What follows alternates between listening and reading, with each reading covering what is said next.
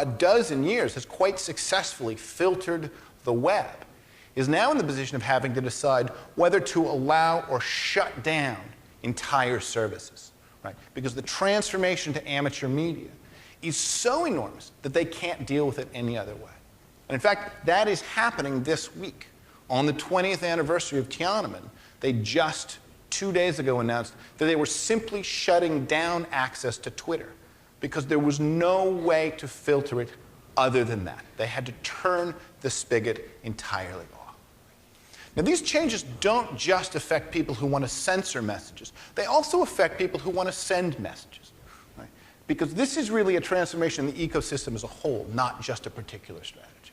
The classic media problem from the 20th century is, how does an organization have a message that they want to get out to a group of people distributed at the edges of the network? And here's the 20th century answer. Bundle up the message. Send the same message to everybody. National message, targeted individuals, relatively sparse number of producers, very expensive to do, so there's not a lot of competition. This is how you reach people, right? All of that is over. Right? We are increasingly in a landscape where media is global, social, ubiquitous, and cheap. Right? Now, most organizations that are trying to send messages to the outside world, to the distributed collection of the audience, are now used to this change. The audience can talk back. And that's a little freaky, but you can get used to it after a while, as people are doing. But that's not the really crazy change that we're living in the middle of. The really crazy change is here. It's the fact that they're no longer disconnected from each other.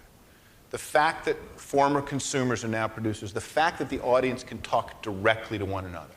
Because there's a lot more amateurs than professionals. And because the size of the network, the complexity of the network, is actually the square of the number of participants. Meaning that the network, when it grows large, grows very, very large. As recently as last decade, most of the media that was available for public consumption was produced by professionals. Those days are over, never to return.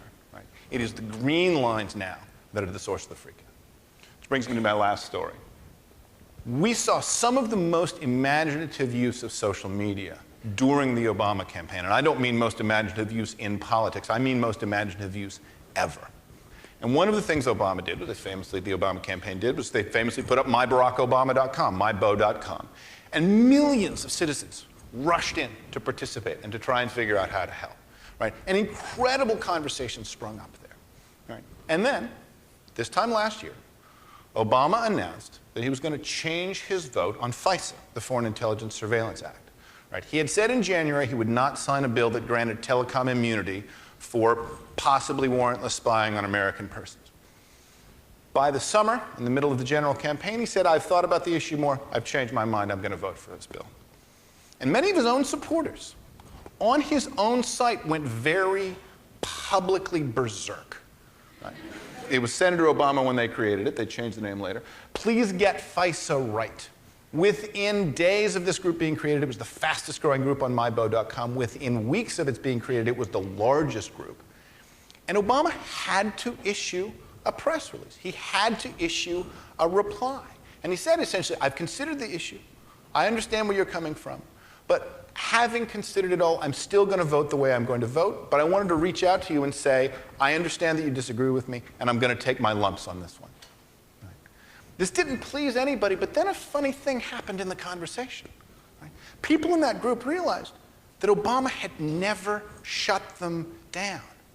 Nobody in the Obama campaign had ever tried to hide the group or make it harder to join, to deny its existence, to delete it, to take it off the site. Right?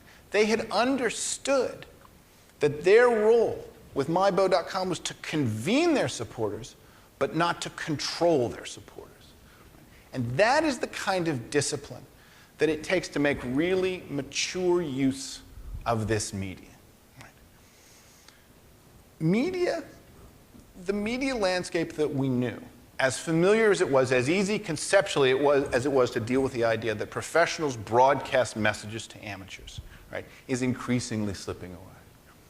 In a world where media is global, social, ubiquitous, and cheap, in a world of media where the former audience are now increasingly full participants, right? In that world, media is less and less often about crafting a single message to be consumed by individuals. It is more and more often a way of creating an environment for convening and supporting groups. And the choice we face, and I mean anybody who has a message they want to have heard anywhere in the world, isn't whether that's the media environment we want to operate in. That's the media environment we've got. The question we all face now is, how can we make best use of this medium, even though it means changing the way we've always done it? Thank you very much.